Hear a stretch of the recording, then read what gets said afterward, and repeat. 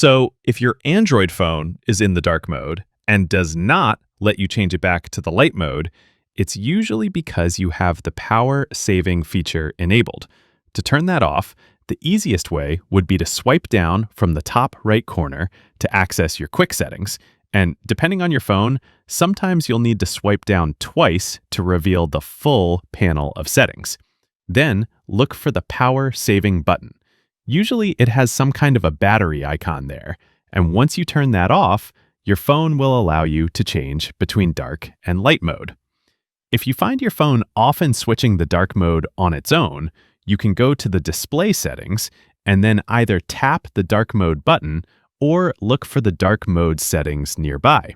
See if it's turned on as scheduled, because if this is enabled, your phone's going to automatically switch to dark mode either between sunset and sunrise or on a custom schedule. Turn that off, and your phone will never enable dark mode on its own. Some other common causes for dark mode to act up could be the bedtime and sleep mode. If you have accessibility settings enabled, check under Settings and Accessibility if you have something like color inversion enabled.